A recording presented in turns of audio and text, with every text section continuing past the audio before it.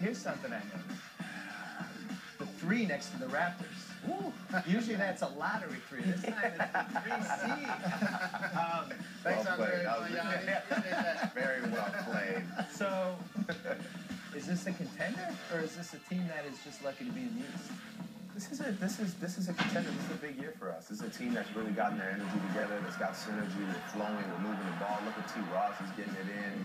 I mean, I'm proud of my boys, man. I'm going to say contender. I wouldn't just say that we're part of a soft group and we're lucky to be here. Avery doesn't seem so.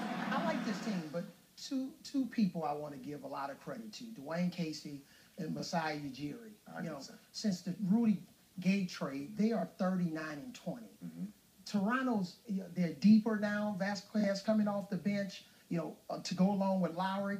Terrific point guard combination. I like what you guys have done with the Rudy Gay trade. Was that something that you like? Well, I think you touched on a great point, which is, of course, Coach Casey, incredible, but Masai, really starting to piece this team together, really making the right moves. And the first major move that I was there to witness was the trade. And immediately after the trade, you saw exactly what started happening. You saw a player that finally got to come out and start to shine in T. Ross. You see people sort of grasping for that leader spot. You talk about a Lowry, or you talk about a DeRozan. You talk about guys that are really stepping up, trying to be a franchise player, trying to be that guy, that go-to guy.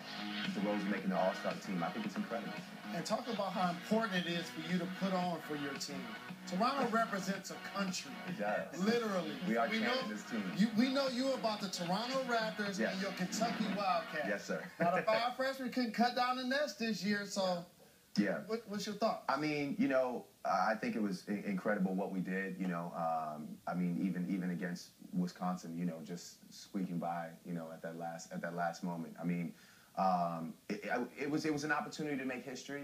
They were 5 incredible guys, and I mean, the whole team obviously playing really well, but I think against the seasoned UConn team, we it was obviously a foul shooting thing, and we didn't get it. But I want to clear something up. Though, okay, do it. Because there was this thing where I took a picture with Rich Hamilton. That's why I brought this up. He was wearing a UConn shirt. I was wearing a James Young Kentucky shirt. Okay. But the James Young logo looks like a U. So just understand, I was not wearing a UConn shirt. I am about the institution when it comes to college, so I support my Wildcats. I'm relieved, because I was having trouble going on with the show. I'm glad. Again, I know you're saying we with Kentucky, but I want to get back to Toronto. Yes. Coming into this season, the Brooklyn Nets were the overwhelming favorite to win the division. Mm-hmm. Crazy payroll, $200 million. Right.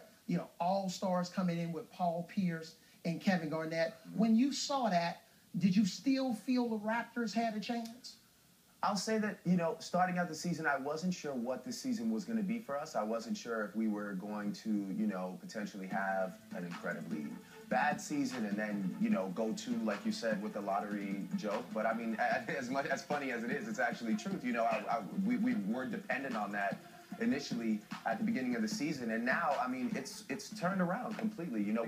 But the key moment was the Kyle Lowry non-trade. Sometimes the best trades are the ones you don't make. And it actually affected 2 seasons, because I think the Knicks season would have gone in a totally different direction. Raymond Felton hasn't played well for them all year. I think Lowry would have pushed them into a top 4 seed. And then the flip side, the moment they didn't trade him, he took off. I'm voting for him for all NBA 3rd team. I've seen that before. In 1994, the Rockets were trying to trade Robert Horry to the Detroit Pistons. That could have changed the Rockets' future and their championships, and also Robert Horry's career. But so also, you're right. The emergence of Terrence Ross, he's averaging 9 points. He's at a 50-point game this year. Yes. You trade an all-star caliber player like Rudy Gay is averaging around 20 points, and have faith in this young player.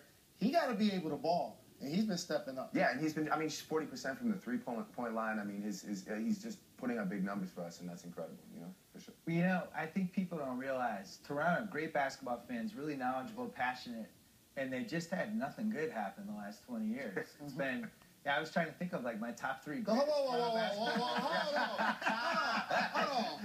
I was waiting. Sergeant Vincent Lamar Carter. I was waiting for you to step all of in. I didn't know. He was leading the NBA. He left. Colts. He left the team. Okay, he was So taking did it T-Mac.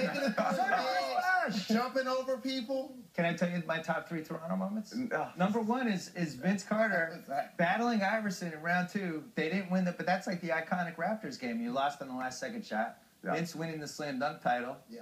And then Jalen giving up 81 to 40. Those are the 3 greatest Toronto moments.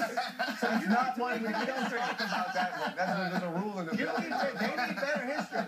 You got to come to Toronto more often. Yeah. Taking places like Fluid and things like that. No, that's over now. I know, but no. We got to go. Yeah, You're not getting your we'll get you on in Toronto. All right. So we got to go to Memphis because Miami